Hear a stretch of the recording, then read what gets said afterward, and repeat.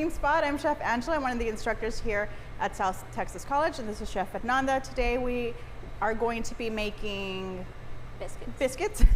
A classic style biscuit, country gravy, right? Country style gravy, and some cheddar biscuits and a strawberry shortcake. Made with the biscuit. Strawberry shortcake with a biscuit, not the little cake that you see at the store. So, all right, so I'm gonna start with the basic biscuit. First, a couple things that you need to remember: keep your butter and your liquid cold. Either you're using regular milk, buttermilk, or cream. Keep it nice and cold. This one? Not this one. You got it. I like keeping my butter in the freezer for about 20 minutes to an hour before I start working. So this recipe is very simple. You got your flour, basic all-purpose flour, you got baking powder, you got salt, a little bit of sugar, and milk. I recommend using whole milk, buttermilk, or 2% milk, whatever you prefer. No less than 2% milk. If not, it's gonna be very watery, not super creamy and whatnot. All right, so the first step, you're gonna combine all your dry ingredients. So your baking powder, your salt, and a little bit of the sugar. Make sure you use your hands, get it nice and combined.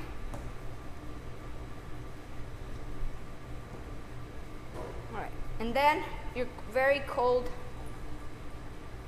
butter. I like grating mine, however you can use other methods, which Chef Angela is gonna explain in a little bit.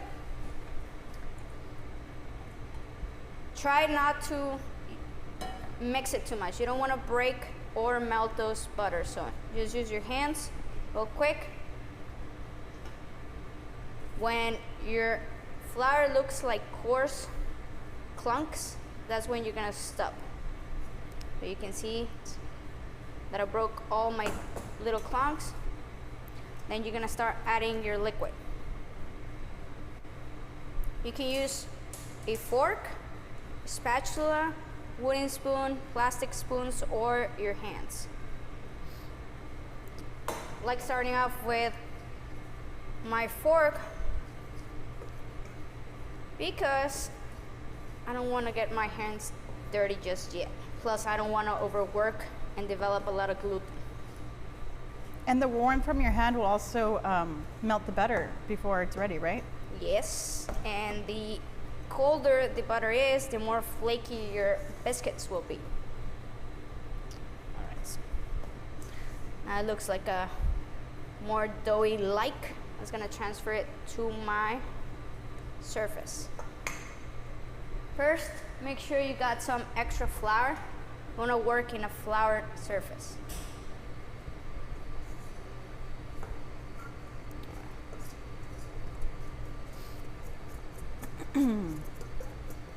So Chef Fernanda's only worked it just till combined, so it's really right now a loose dough.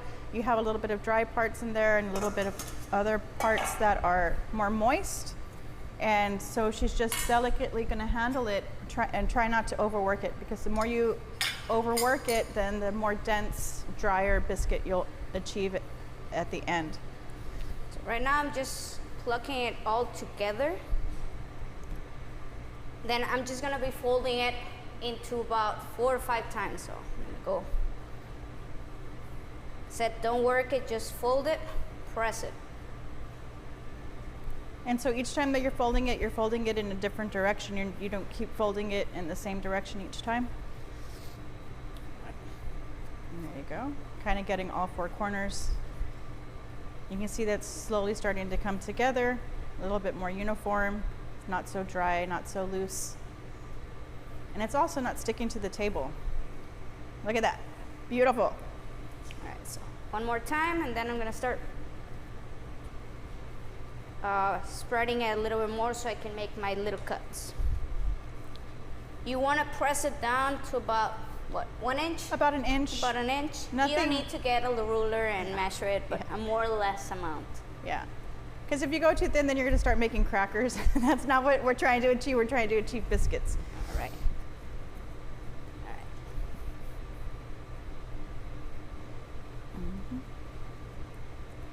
try not to use a rolling pin because you're gonna break the layers that I formed while folding it. I'm gonna keep it nice with your hands. Like I said, I'm doing slightly touches, not trying to leave my hand too long for there because I don't want to melt that butter. All right. Right now it's about an inch. Yeah, it's about an inch. All right. So you're gonna need a tray with either parchment paper or a butter paper. Yeah. Something that will prevent from sticking to your pan and it will easily handle it. So right now we're using parchment paper. You can also use the silicone mats. Non-stick spray. Non-stick spray if you want. When you're cooking, try to avoid using this movement a lot. So just try to press it. One swift movement. Maybe turn it a little bit so you can separate it from the rest of the dough. And I don't know if you can scoop in a little bit. Can you? All right, there you go. A little bit, you can see the little layers. Those layers, it's what's gonna make it nice and flaky. It'll also help when it's baking. It'll help it to rise. So, as Chef Fernanda was saying, when you turn the cookie cutter or the pastry cutter and you lock it in and you smear the dough, and it'll keep it compressed on the sides, and you won't get a nice full rise on it. And so all the little layers of butter that are in there, as they melt, they're gonna create little pockets of nice flakiness. Flakiness? Flakiness. The extra dough, it's not gonna be waste, but like I said, don't try to handle it too much. Just bring it back to a little cube. It's getting a little warm, so you wanna start working a little faster. So would you suggest, Fernanda, if the butter starts to melt and it's getting too soft, to put the biscuits on the tray in the refrigerator or the freezer for a couple of minutes? You so could try it. I wouldn't leave it too long in the fridge. I wouldn't go all the way far to the freezer, but to the fridge I would. Just to firm up the butter? Just to firm up the butter so it releases that liquid gas and it'll help rise and create a flake. Okay, so I'm gonna leave about 8. You don't have to separate them too much. It can be a little nice and tight. Try to avoid touching because it will rise and it will stick together. It won't cook evenly. I have a preheated oven at 400 degrees and I'm gonna toss them right as they are. They're gonna take about 13, 14 minutes to cook. And meanwhile I'm waiting for that, I'm gonna go to the stove and make a country gravy for you.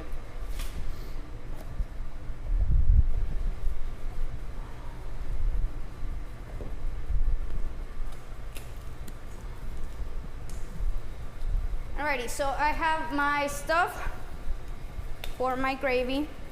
I like making gravy without the Italian sausage or the breakfast sausage. I like it with bacon. So I have nice chunks of bacon, not the slices, and I'm gonna throw it in there in low heat with about a tablespoon of butter.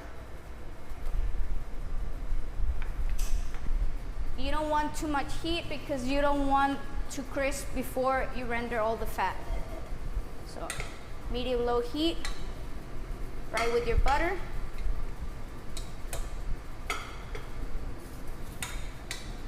By the way, this is bacon made by our students in Chef Ruben's class, so it's homemade per se.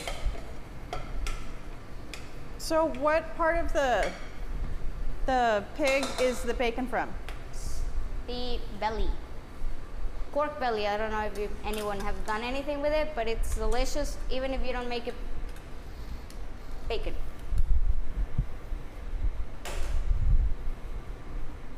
So right when I'm gonna wait about 5 minutes so my bacon will start render the fat.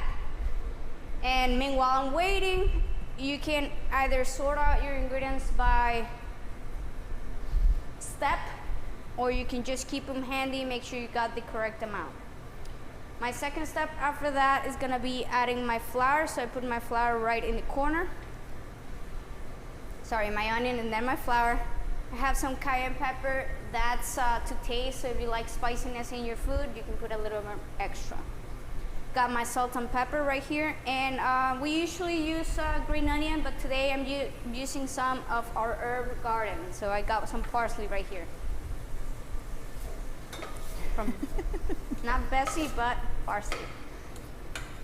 Right. So we do have an herb garden here at STC that our students participate in, and within the herb garden that we have some different types of basil. We have some parsley, some chives, rosemary. Rosemary that doesn't give up. We're doing some green, what is it? Green snap? Sugar snap snaps. peas. Tomatoes. Tomatoes, oh, those are gonna be nice. Yeah, it's growing right now, pretty good. All right, so right now, you can see my fat is gonna be doubling because all the fat from the bacon is gonna start getting out. That same fat, I'm gonna use it to create a roux. This is a very classical Southern dish. Biscuits and gravy, fried chicken and gravy. It's a very classical Southern comfort food. You'll see it along the lines of Texas, Louisiana, I don't know, all those places. It's kind of a meal of its own, depending on what kind of meats they put in there and how heavy the meats are. True, yeah. Like I said, I don't like it with sausage. You can always add some sausage in it. Just personal opinion. Bacon's always a classic. All right.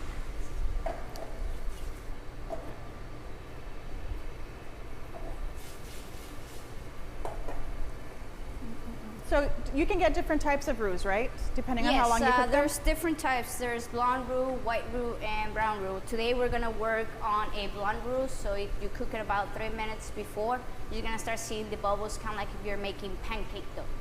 So the big bubbles, nice and tight, those are the ones that you want. You're gonna go a little further, your flavor profile will change. Will be more of a nutty flavor, and that will be brown roux. You can smell like toasted nuts. You don't want to go that much in. The longer you cook your flour, the less thickening agents will have. So I try to stay on the blonde unless I want it super extra thick. That's when I go to white roux, which is right straight out the bat. You combine it with your fat, you cook it for like 1 minute, and then you add your liquids. Right now, you can see it's getting more fatty. That's the bacon fat. I like using the bacon fat because it'll have that nice bacony flavor. A lot of people will take off that fat and then put more butter in. I like the bacon fat. Gives nice flavor. So if I made breakfast in the morning and I wanted to use my bacon for my biscuits, like maybe do a sandwich with eggs, bacon, and cheese on my biscuit, and then I have that extra fat that's left over, I could use that in the evening if I was gonna make some like mashed potatoes and gravy or something. Sure, you could. If you don't mind the smokiness out of it. I don't. Like I said, I love bacon. All right.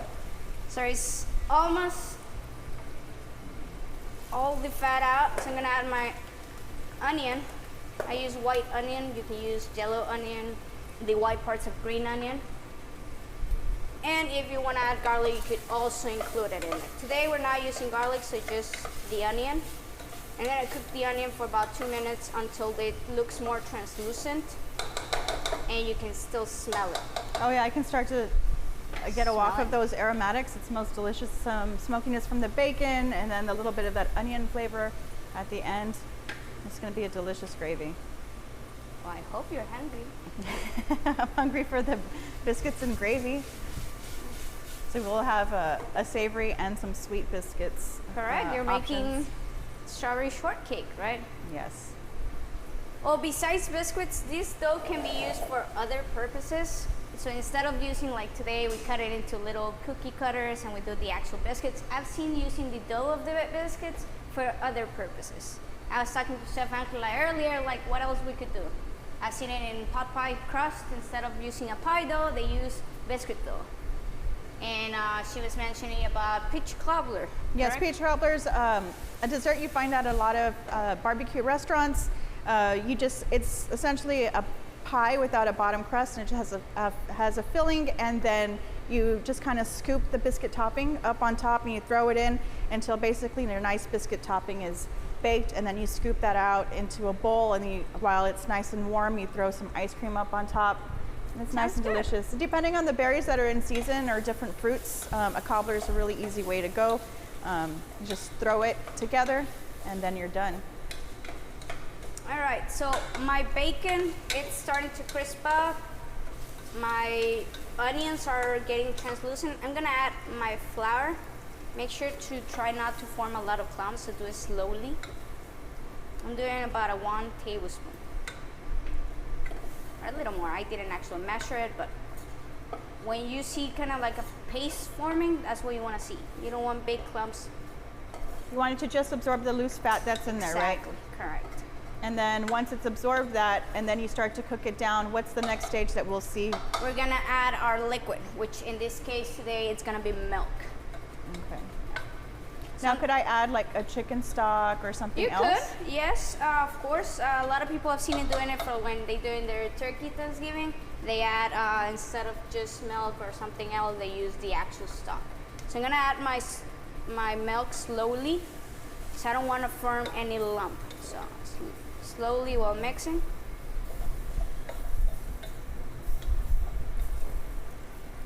All right, got some help right here. It's teamwork, makes the dream work, right? That's the Correct. motto. Yes. All right. So right now it looks kind of like lumpy mashed potatoes, huh? Correct. So that's why I'm doing slowly, so I can break all those lumps away and make or have an even gravy. You don't want lumpy gravy. So if I was an inexperienced cook, what temperature should I have my flame on so that way it doesn't run away from me? For now, you could do low heat if you're a little concerned about it. If you're a little more experienced, you can have it in high heat or medium heat without it. Or you can be using a whisk. The only thing about whisk, metal and metal, it's never a good thing. So I always recommend if you're gonna use a whisk and you're at home, try to buy those plastic whisks for metal on metal combinations. All right. Yeah, a lot of people at home, they have Teflon. Teflon ones. And so when they'll have the Teflon pan and then they go in there with the whisk and they just scratch it all up. That's one of the things I like about these pans is that you can be pretty aggressive with it as long as you're not using that metal utensil and you're not going to scratch it up like you would a non-stick pan. Alrighty, so I'm gonna add some salt. Remember, you're also using bacon, so you gotta be a little concerned on salt. At the end, we always try it, and if it needs more salt, we can always add it. And I like my gravy's a little spicy, so I put a little cayenne on it. Give it a nice swirl, and you're gonna let it cook for about, I wanna say 10 minutes to cook out that flour flavor, because flour gravy or flour tasting gravy is not the best taste. So I could also use white pepper, right? If I didn't want to see those little specks in there, white pepper would be a good option. You can use white pepper. The only thing about white pepper is that it's stronger, so you might want to go a little less. A little less. All right, so All right. let's see. Our let's biscuits are go looking perfect. Check on our biscuits. Nice, they're getting there. All right, couple minutes. While my biscuits are almost done, I have some extra butter to melt. And after they're done, we can brush them with more butter, making them taste even better. Do you want to move that over here? Huh? Right.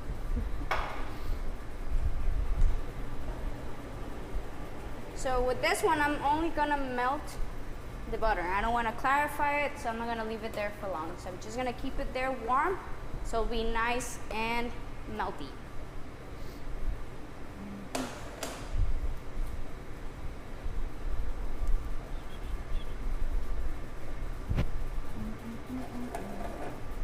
Right. Every now and then, come back to your gravy, give it a nice swirl, so that way you're not, or making sure it's not sticking on the bottom. So we had a question what was that question again?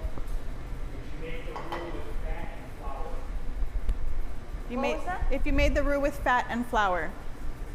Well, yes, it was bacon fat and a little bit of Butter. butter today.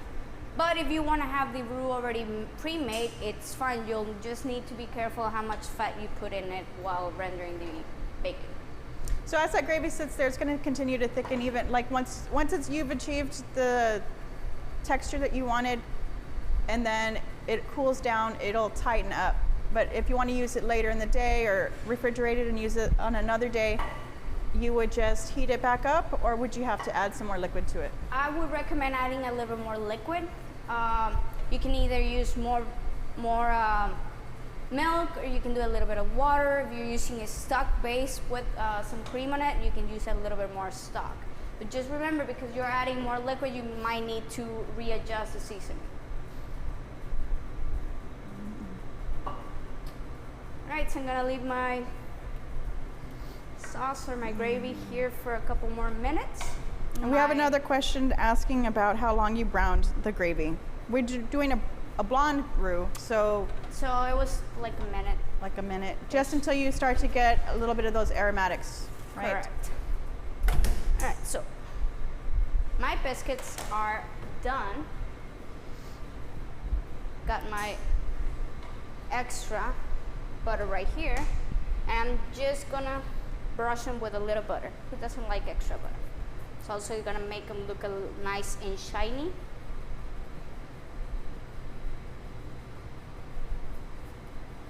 Look at those. So you can see where those little pockets of butter were as they baked and they rose. You can see all those beautiful layers right in there.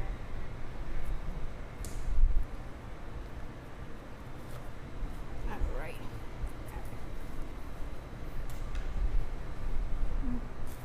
Right here, you can see all those little pockets. That's where the butter was, and since she grated the butter and there's these nice little flaky pieces, you can see them all the way throughout.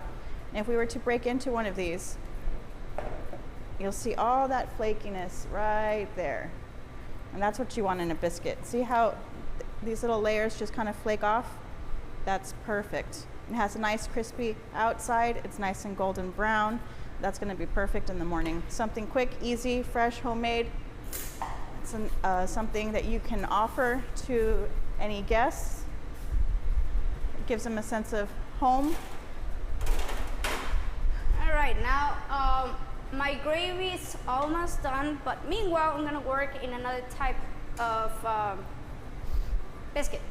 I'm going to start on cheddar. The cheddar biscuit. This is a looser batter, right? Yes, it's not gonna be more of a dough, it's gonna be like a batter. Correct. So since it's looser, we're not going to be rolling it out and using cutters. We're going to be using a scoop when we are preparing them for the pan. It also has a savory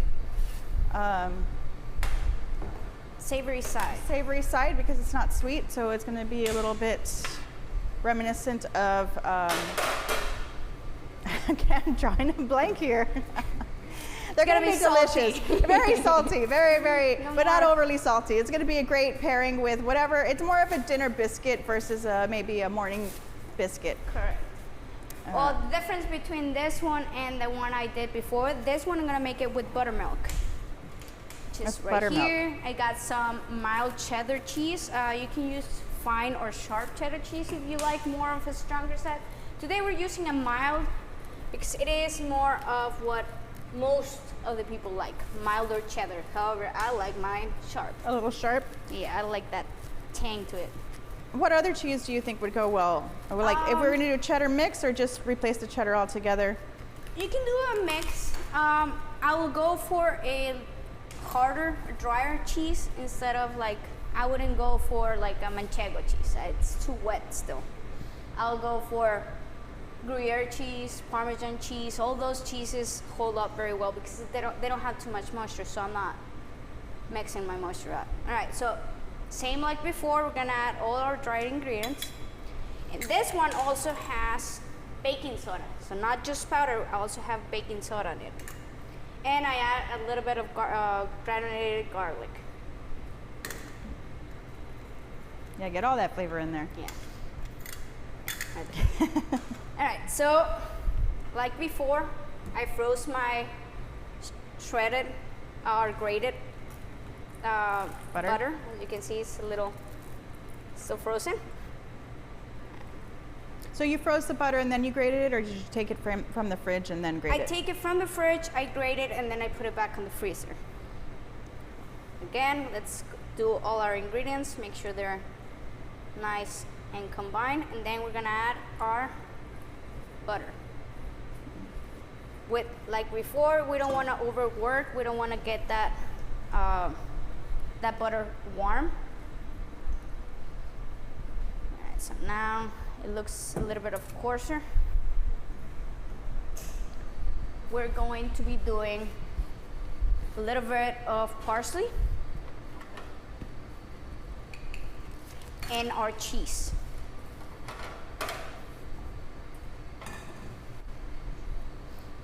Make sure you mix it well.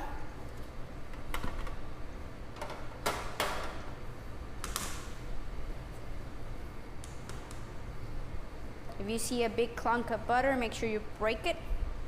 That way our biscuits turn like the one we just did, that Chef Angela was showing you all those little air pockets. Now that it's nice mixed and combined, I'm gonna add my buttermilk. Again, I'm gonna use my fork. And this is gonna be a little more of a wet style dough.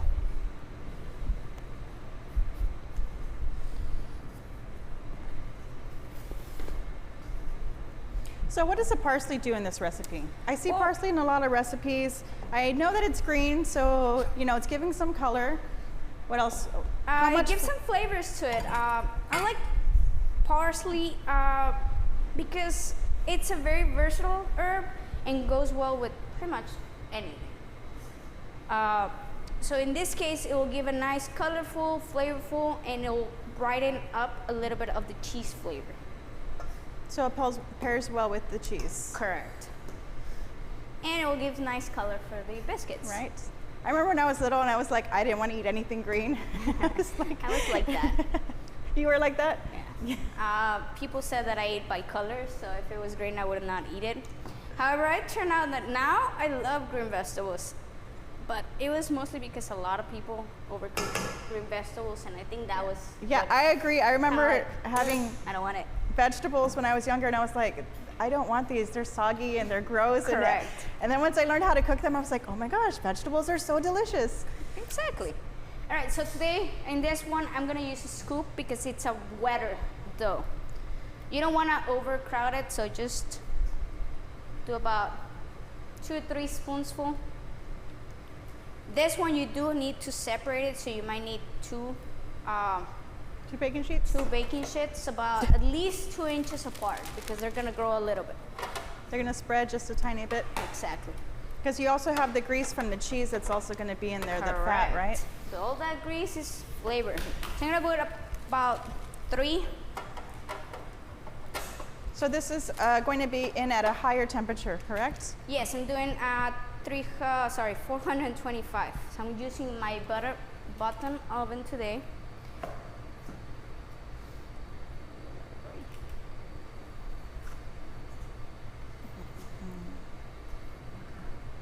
Man, those look good. I'm already drooling. I can't wait to try them. The aroma that they're giving off is just absolutely delicious. A little bit of garlic, and they're not even baked. So once they bake and you start to smell that bacon and I'm not bacon, woo, I'm smelling the gravy is what I think I'm smelling is all that delicious flavor from there. But I do have that garlic aroma is in the air from the biscuits, and the garlic paired with the cheese and the butter, it's gonna be delicious. Correct. So those are gonna take how long in the oven? This is gonna take about the same, 13, 14 minutes, give or take, depending on how big you made your scoops. If I were to make a smaller scoop, maybe about 10 minutes, because I chose a decent scoop. I'm gonna give it about 13, 14 minutes and I'll check them. Cool. All right, so the next project we have up right now is going to be our strawberry shortcake. So this biscuit, I'm going to show you a different mixing method with the butter than Chef Fernanda used.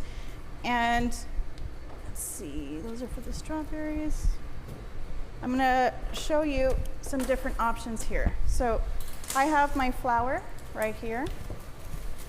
And I have my dry ingredients. This is a sweeter dough. It does have more sugar in it, and it also has baking soda and baking powder like Chef Fernanda had in one of her biscuits. And I need to get my butter. And so you want to keep your butter and all of your wet ingredients as cold as possible. Like Chef Fernanda was saying, she puts her butter in the freezer. Buttermilk. Yeah. She puts her butter in the freezer so it stays nice and cold. I went ahead and I just put mine in the refrigerator. I left mine in larger pieces because I'm going to show you how to put it, how to combine it with your dry ingredients using a pastry blender and also the rub method. So this is a pastry blender right here. It has these tines that are going to cut the fat into our dry ingredients. Some of you might have this in one of your drawers at home and you had never used it like ever. So I'm going to show you today how you can use it. So I went ahead and I got my butter and I cut it up into smaller pieces. This is going to help save some time while I forgot to put my dry ingredients in here. So I have my flour, my salt, my baking soda, some sugar, a good amount of sugar, and some baking powder. So then I'm going to toss all that together. Now our dry ingredients are not compacted. They haven't been sitting for very long. So had they been sitting on the shelf for a long time, you'd want to use a sifter and sift this all together. So that way, any hard pieces that you might have of baking soda and baking powder or salt, you'll be able to sift those out and they will get even more evenly distributed with the sifter. Okay, so now I have all of my dry ingredients in there. Now it's time for the butter. Let's get this butter in here. This is a nice amount of butter because that's going to make them be extra delicious. Now with your pastry blender, pastry cutter, you're going to just cut that fat into the dry ingredients. Now the thing is with this is you can actually overwork the same spot over and over and over. And then that leads to a more dense product in the end because your butter is not in larger pieces, helping you achieve a flaky product. So I like to use the rub method where you use your hands and you just kind of go in there and you toss the butter around, and it's kind of like if you're just snapping inside the flour. This gives you some larger pieces and some smaller pieces, and that helps your biscuits to have a little bit of structure but also be a little bit flaky. Chef Fernanda grated hers so she had a more uniform distribution of the butter because all of the butter was more uniformly incorporated. So now doing this method gives you a little bit more of a artisan rustic look because you'll have some flakier pieces in there, some other you'll be able to see like where pieces and chunks of butter were. Will that give it a big flake, small flake kind of scenario? Yes, yes. So you have a little bit of artisanness working on it. So yes, so here I just give it a toss, making sure that I'm not overworking the same area. Now, if you have warm hands, which is something I do tend to have, you want to work as quickly as possible. And you can also store your dry ingredients in the freezer before you use them, so that way it's not, they're not already like at room temperature and then your butter starts to melt just because it's starting to warm up with your hands and with the flour. So you want to keep everything as cold as possible. So let's see, I'm just gonna do this a couple more times. Just rub that together. And here you can see, let's see, can you see? Like here is a nice flat piece of butter. And then over here, see, I have this other smaller piece of butter. So they're gonna give me different textures in my product. So where this larger piece of butter was, is gonna leave a flakier, larger pocket.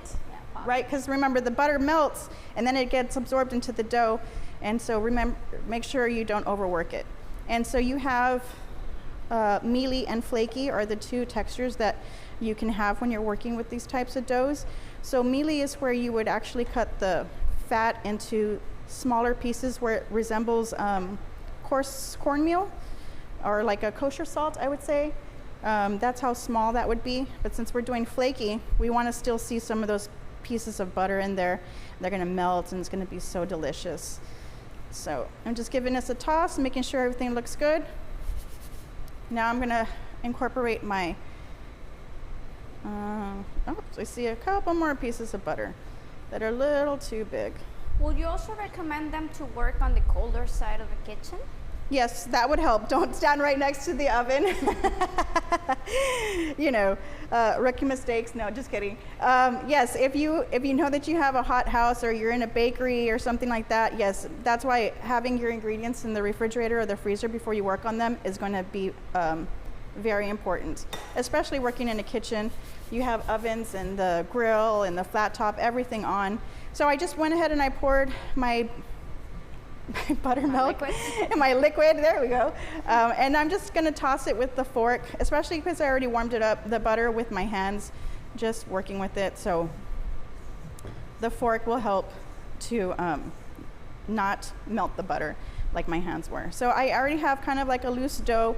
You can see some little dry pieces here and some that are a little bit more moist, and so just giving it a quick toss. I'll just do one more last toss.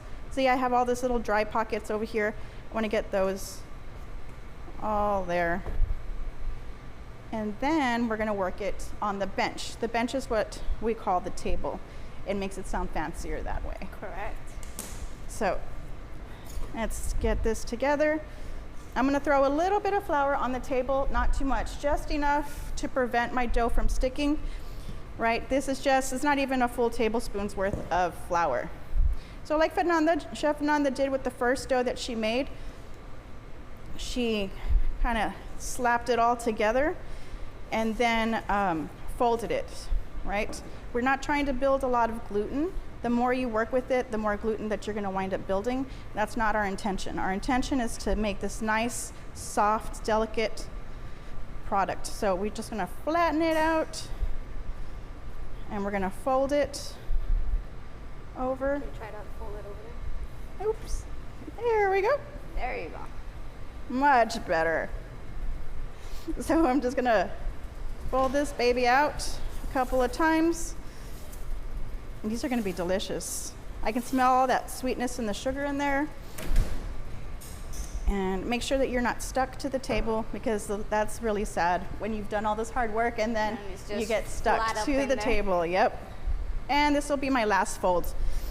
Now, because of the heat, the radiant heat coming from the oven back there, my dough is starting to melt. I mean, the butter's starting to melt just a bit, so I'm going to throw a little bit more flour. And we are looking for about 1 inch in thickness.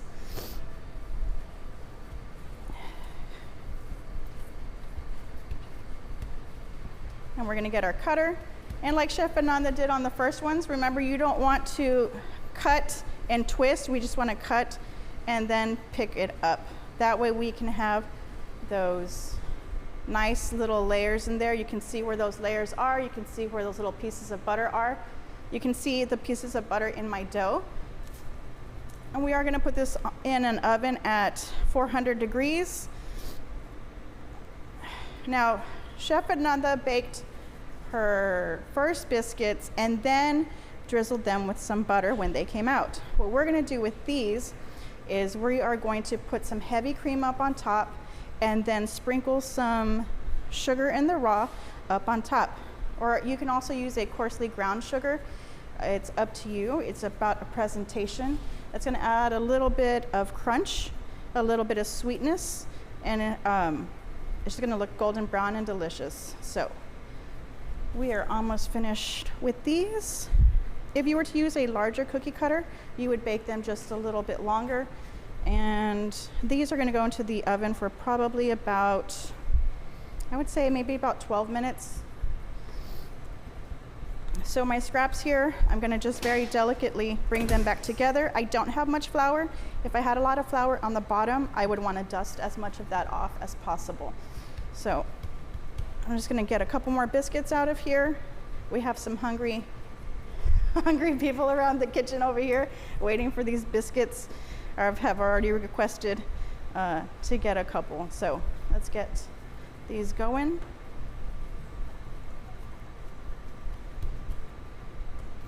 So All for right. a savory biscuit, would you also recommend putting in the heavy cream that you're gonna put on top? Maybe not sugar, but heavy cream or more butter instead of after? On the top, well, this biscuit itself is very tender, and part of that is going to be because of the sugar that we have in it. The biscuit itself is sweet. If you wanted to counteract that, I would go ahead and maybe add a spice that balances out the sweetness that's in there. You can cut down the sugar somewhat. But yes, you can. The heavy cream is more of a presentation thing. You don't have to necessarily put the sugar up on top, but you could put some herbs, something that's not going to fly away in the oven. Since we do have the convection oven, and the convection oven has that fan in there. So some people at home do have the convection ovens. They just want to keep an eye on that. So I'm going to put a little bit of heavy cream up on top.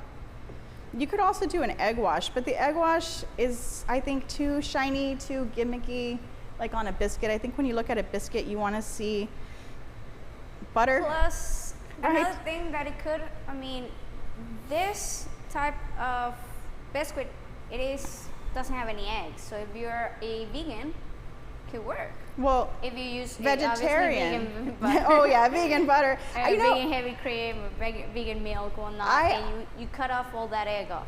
Would you say that you could use, like, what fat would you use? Like vegan butter, would it work the same? I've never really worked too much with it as far as like how it would be in a biscuit and melting and all of that. As far as baking, I haven't worked too much with it, but I know Chef Nadia actually has worked, and she said she had a recipe for vegan biscuits that it was very good.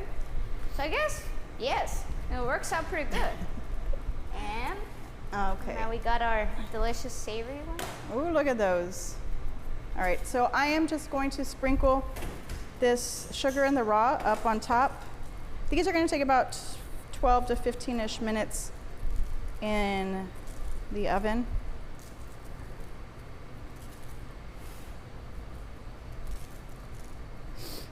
I'm going to throw these. I want to see the other one. Well, she's coming. She's working on it. This is the deliciousness. So I'm gonna steal her station for a sec. All right, so they come out, as you can see, they get pretty big. So that's why this is more of a dinner kind of biscuit, more than a breakfast biscuit. They're bigger, they're denser, they're more hearty, because they're more delicious. I'm kidding. Both are pretty good. I like this one very much. It is, I don't know, it reminds me of when I was a kid and I used to go to Red Lobster. I don't know if you noticed those biscuits that are like kind of like in cheesy flavor.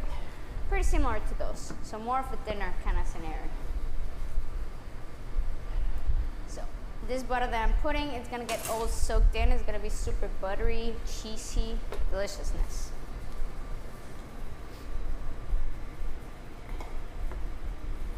All right, meanwhile, Chef Angela is gonna show you the next steps for her strawberry shortcake. So, Yes. Let's just get this cleaned up real quick.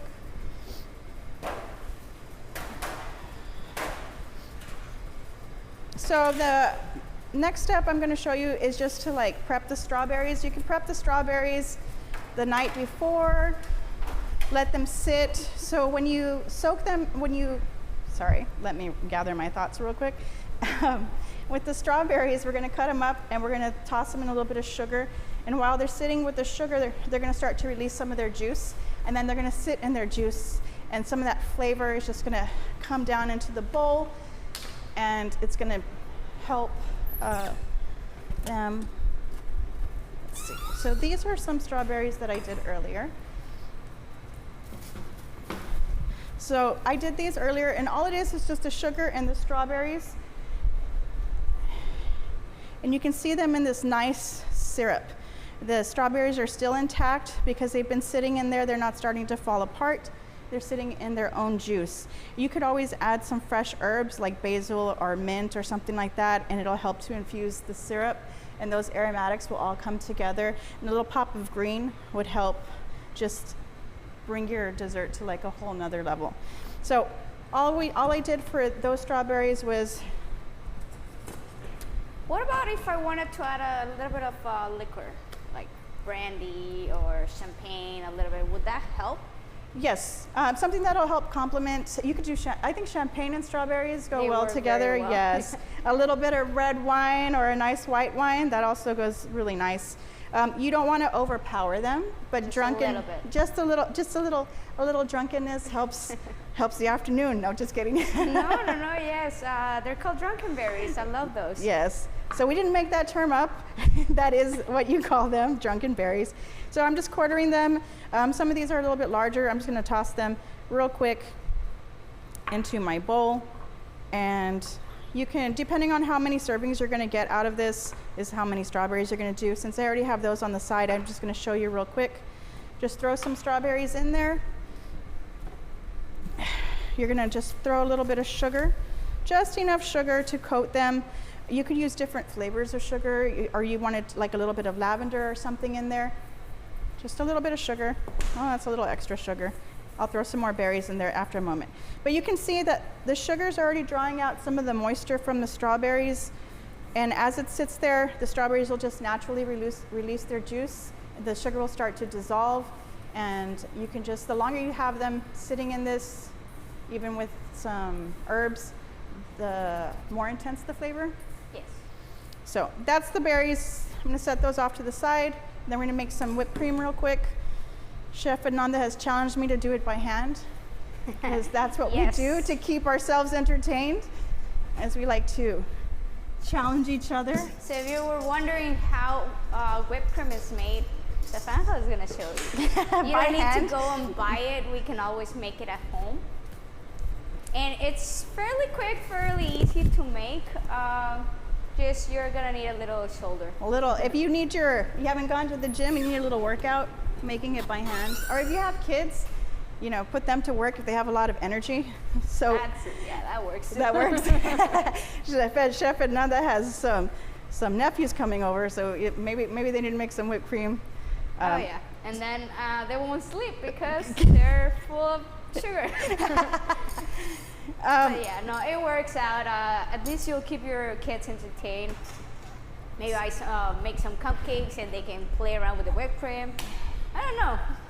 So what I did before we started, I put the bowl and the whisk inside the freezer. Correct. And so by doing that, it helps you to, I'm sorry, I'm drawing a blank right now. Fernanda, help me out here. It won't break your whipped cream.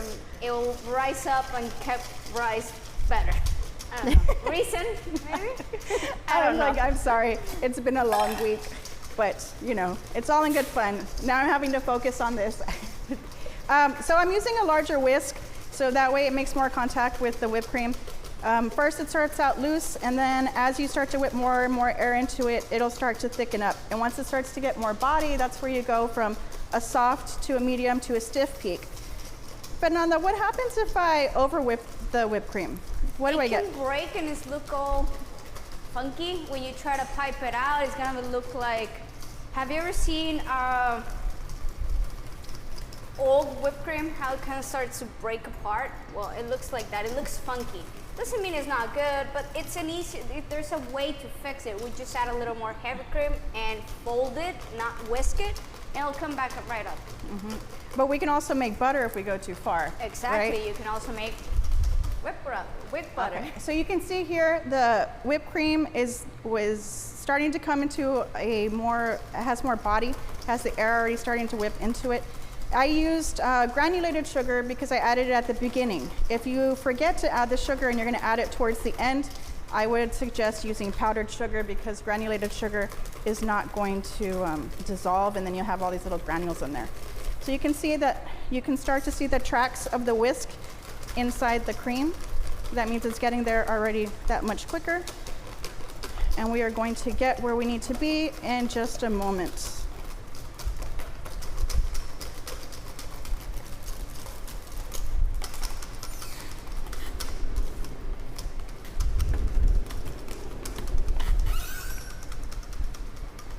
see that? This is soft. You can see that it comes up and then it falls back. It's not holding a peak. So this is soft. And then I think I'm gonna have to get Chef Ed on the back for this. Okay, what's the next cooking spot? We'll see what challenge I can give her. Next one, it's Chef Nadia and Chef Lisette making Halloween candies. So Ooh. let's think of some challenges for them. For them. Okay, so now you can see here, this is more of a medium peak. It's holding some shape to it. This is about where I want to stop. And see, it didn't take very long, just took some effort. And that's that. So what we can do now is, do you want to go ahead and start plating everything? Sure. Okay. All right. Before, I remember Chef Angela saying like, okay, if I did my sauce too early, how can I bring it back to the right consistency? So like you can see right now, it's very thick. That's what happens when you make your sauces too early and they are sitting there. The flour is gonna do its job and make it thicker. So how do I bring it back to the correct consistency? Well, I'm using milk because it's my main ingredient in here. So I'm just gonna add a little bit of milk. Plus, it'll help me reheat better without making it burn. So I'm gonna say like 2-3 tablespoons should be fine. As soon as you can see it, that is gonna give it a nice quick boil. That's when it's ready. All right. So it's thick, but it's not like chunky thick. It's more of a sauce, more of a gravy, instead of just a batter looking like.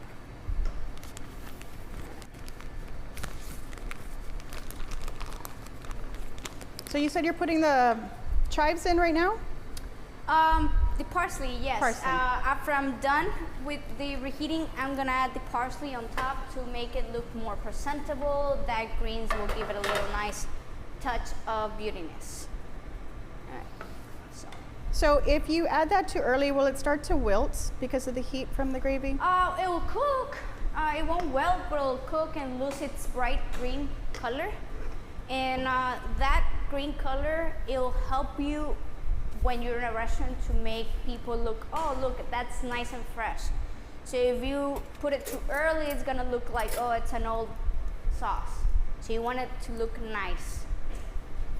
All right, so I'm coming back to my first, sorry, these are yours. Which ones are those? Wait, no, those are yours? These are mine. Yeah. Sorry. These are mine in here right now, right? All right. So I'm coming back to my first biscuits. So let's say the breakfast biscuits. All right, so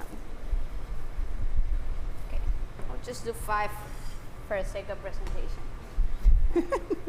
Are you gonna cut them open? Do you want me to cut them open so you can have some gravy up on them? Should be able to break. Just pull apart. Pull apart. Look at that flakiness. All those little pieces that are coming off. So Here we if go. you did them correctly, you should be able to pull it apart without breaking it into too many pieces. Let's get What do your- I mean if you make them correctly? Meaning it's an even flake. All right, so.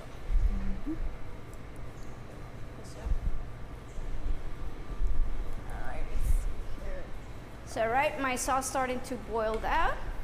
It's nice sauce right now. I'm gonna put my herbs.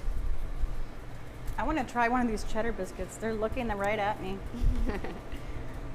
And like I said, I like my sauces a little bit on the spicy side, so I'm gonna put a little cayenne again. Alrighty. So now we're just gonna ladle out our gravy.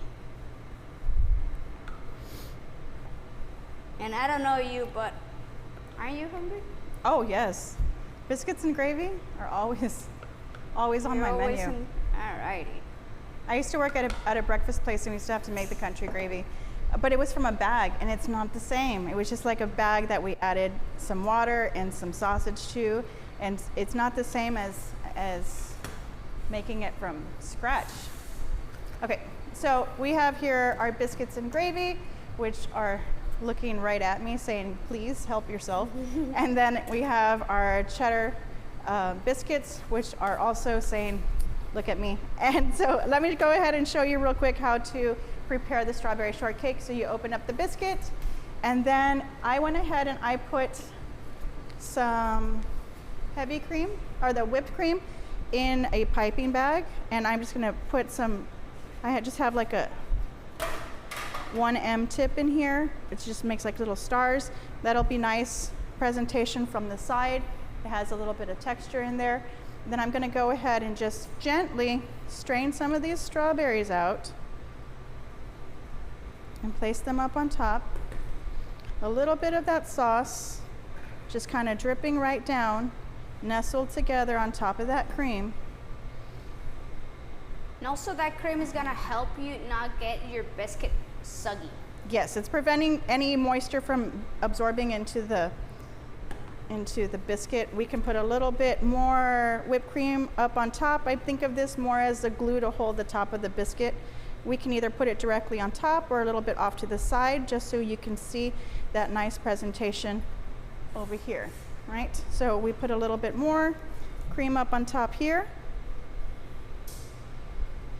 We can actually just fill this baby up, and then put a few little strawberries climbing up the sides, saying, look at me. I'm right here. Look at me, look at me. Alrighty guys, while she finished plating, do you have any questions for us?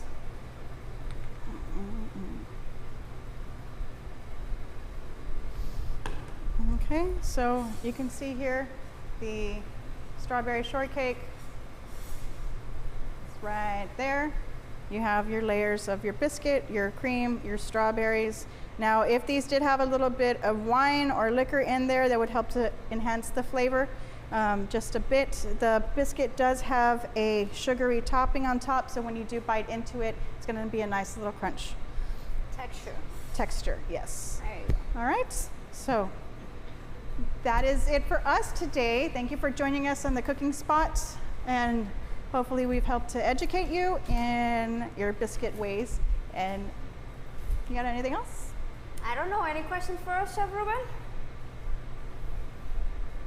No? Looks good. Looks good. All right, we'll see you next time. See ya.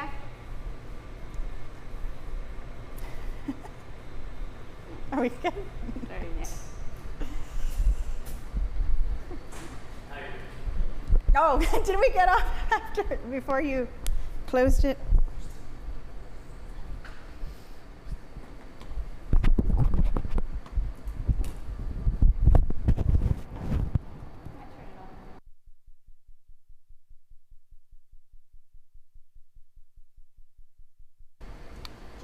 Just hold it down.